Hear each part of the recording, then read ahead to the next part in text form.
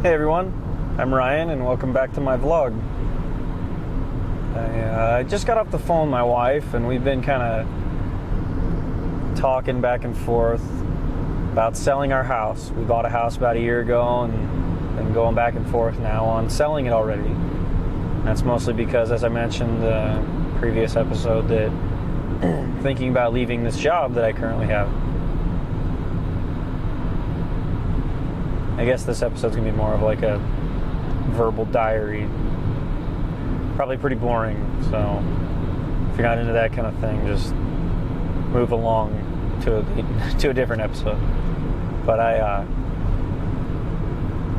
was maybe hoping to get some other people's feedback, I guess, on how other people handle situations like this. We got into a house that was pretty much everything we wanted in a house. Got some land, good sized house, it's got a nice shop, good location. But now we're kind of talking about maybe downsizing, moving into town, into something cheaper, and living a little more frugally. But I guess my question to everyone else would be, which would be preferable to... I guess we kind of would be living above our means. Like if I left this job and got a lower paying job, we'd be living above our means. If we moved into town, even if I had a lower paying job, we'd probably find something still well within our means, but then we wouldn't have the things we really want. Space. Basically that's it. No space, close to neighbors, which is stuff we're not right now. And the whole time we actually lived extremely frugally for years. Lived in a fifth wheel trailer, just my wife and I, and then found out we were having our first kid, so we said we really need to find a house, obviously, so we can have some more room when the kid comes. And our first son was born, and lo and behold, we're still in our camper, and then we lived there with him for almost 2 years. And then our second son was coming, and we said, now we really need to find a house because we're going to have another kid. Second kid was born, still in the fifth wheel for a short amount of time, but we still lived in it with 2 kids. And that was, it was hard. And now we're essentially talking about doing the same thing, downsizing, even back down to that, because we still own our fifth wheel, obviously, and it's set up to live in. And swapped out some stuff, some of the amenities made for camping or mobile use to more permanent stuff, like a residential refrigerator and stuff like that. So it's kind of tough because the area we live in is where we would like to stay. Jobs that are available there that are well paying are not necessarily few and far between, but there's not as many of them to go around, obviously, as either traveling job like the one I have now or college educated job or something to that extent, which I obviously don't have. Which I've been considering for a long time, maybe starting a business or something, but would be very scared to leave this job, put all my eggs in one basket of starting a business, as well as and basically have no source of income at the time until the business got off the ground. And I just think that's very irresponsible of me as a parent, especially to do to my kids. It's a good chance we could end up homeless by the end of a year, and I wouldn't want to do that, obviously, to my kids. And I know I have the utmost respect for people who start a business, no matter what that business is. I envy them greatly because I wish I could I wish that I could, in my current situation, just make that call and know that everything will be okay and be able to do that. I'm far too scared to do that, because I'm far too scared of failing at that and then being left out on my ass with nothing. And I know that happens to people, and that terrifies me.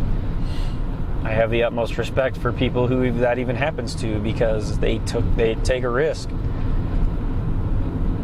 And obviously, the best way to make money in this country at this time, I think, is to be the boss. You can make good money working for other people, but you can only make as much money as time you have available, essentially. So starting a business, I think, would be the first step towards like more of a financial freedom, because when you work hourly for someone else, you basically, except maybe on rare occasions, you basically won't have your financial freedom, I guess, essentially, because your finances are reliant on the amount of time you put into the job, and vice versa.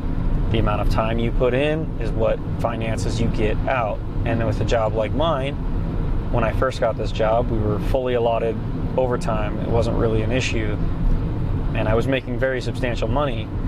And in recent months, basically, they've cut the overtime to nothing. We can't even get overtime if we want it, and it has put a pretty big dent in my annual income,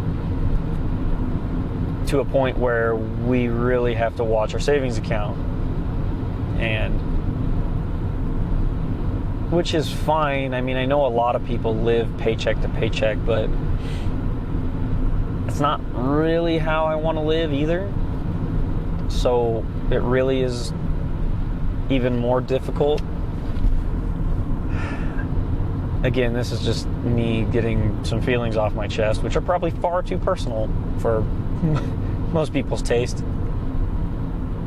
But it helps. It helps me. Maybe I'll be able to see something a little more clearly if I talk out loud about it with purpose, not just talk out loud about it to myself. If I'm talking out loud, at least with a little bit more purpose, I might notice something that I missed before. But as of right now, I just very stuck, I feel like. Because on the one hand, kind of want out of my job. On the other hand, I really don't want to get rid of the house that we worked so hard to get. The whole point of sacrificing for so long, living in our fifth wheel, was to earn this house, essentially. But being part of the the machine, essentially, I work for a huge company, a huge corporation that makes billions and billions of dollars every year. But I'm only ever going to see a small fraction of that, obviously. Now, whereas if I were able to start my own business with my own source of income, yes, you want to pour a lot of money back into your company, which is why the company I work for isn't wanting to pay out so much overtime. They're wanting to put even more money back into the company. But I think when you're the boss,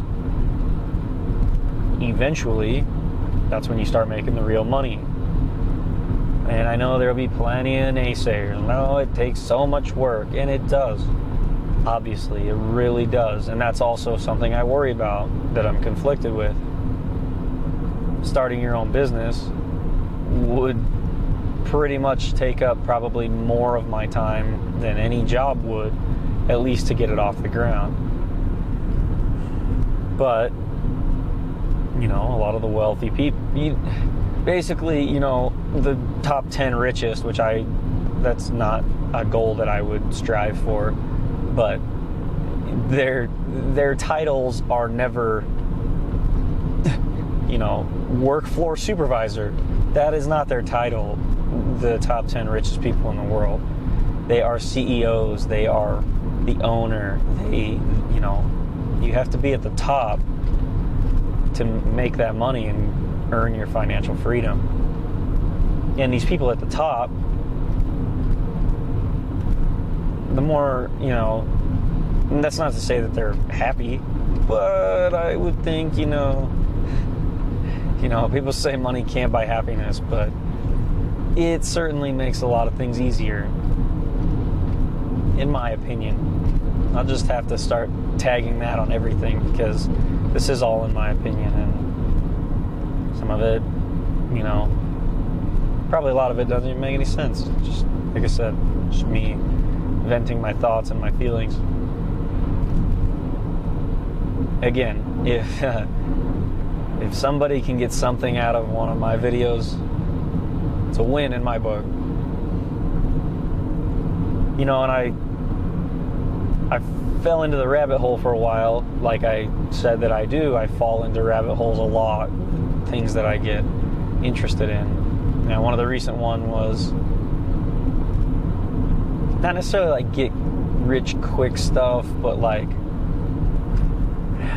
different ways of making money. There's all these videos out there on YouTube of like side things you can do and how much money they can make, or there's things like guys that say they'll help you build a business, and they have these courses that you pay like thousands of dollars, and they will help you essentially build a business. And what I find interesting in a lot of them, I've noticed a trend is these guru type people, they don't really say what they do to make money. They basically make money off of helping you make money, if that makes sense. Like, which is probably great for a lot of people, but it always makes me a little leery too, because I'm like, you make money by showing people how to make money.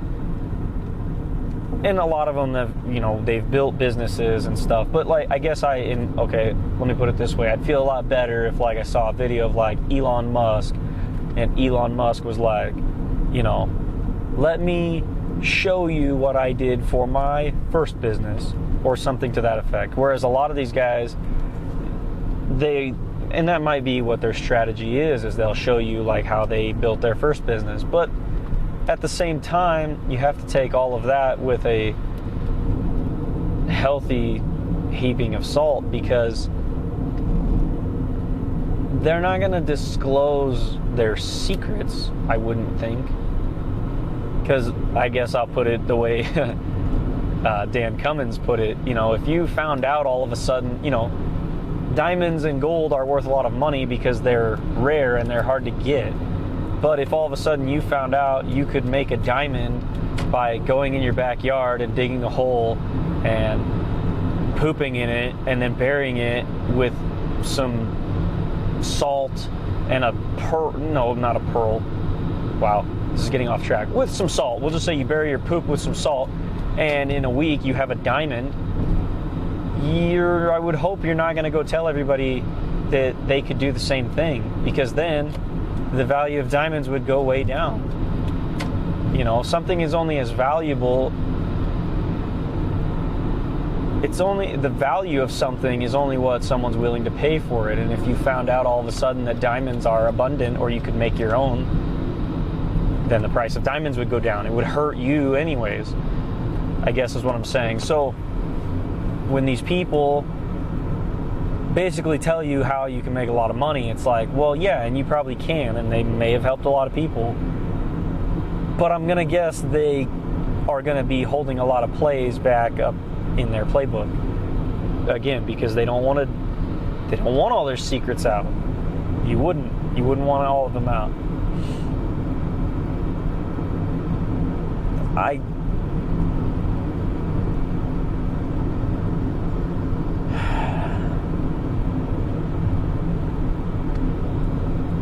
Tough one. without getting too terribly spiritual or preachy or anything, and I'm not religious, but spiritual, my wife's kind of convincing me and leaning me towards that. And I like the aspect of spirituality in the sense of just, that good thoughts will bring good things, or, if you're happy, more happy people will surround you, things of that nature. And I think it kind of reigns true, because I do seem to notice a little bit more if I work and make an effort to be in a good mood, better things seem to surround me.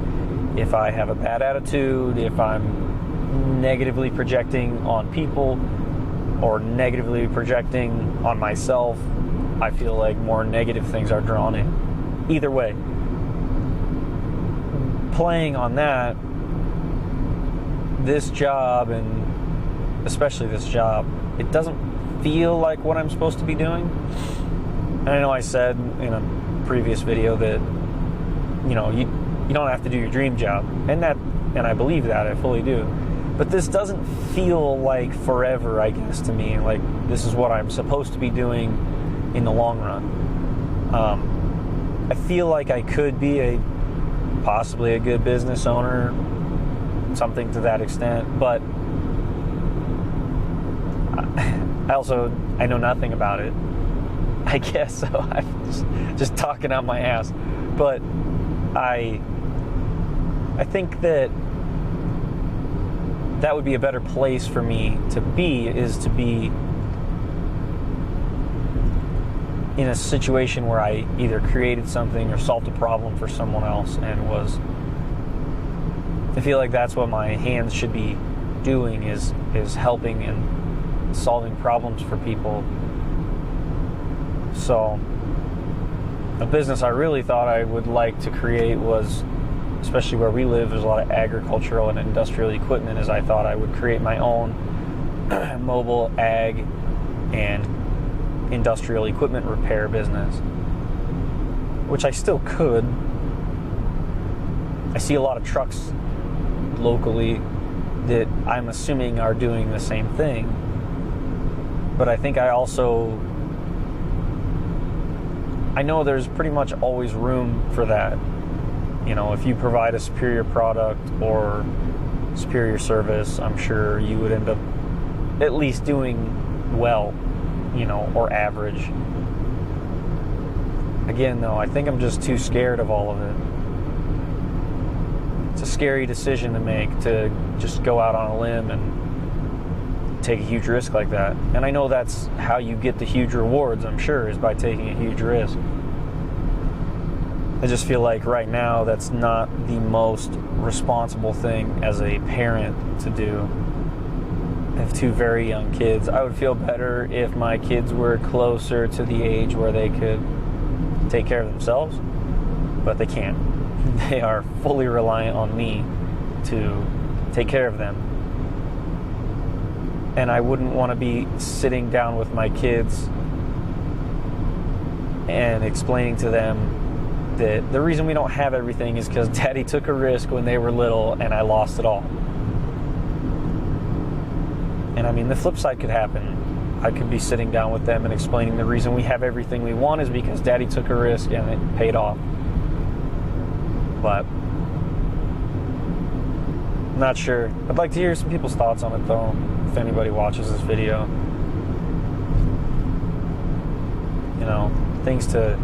I'm sure things on everybody's mind. And I know I'm not the only one who is working a job, who thinks they could do better, thinks they could do different. I'm sure if I were to ask, that's probably 90% of people. So on that, a little bit more of a low note, I'm sure, a little bit more of a bummer. Not trying to do that, but just putting some thoughts out there. So let me know what you guys think. Catch you guys in the next one.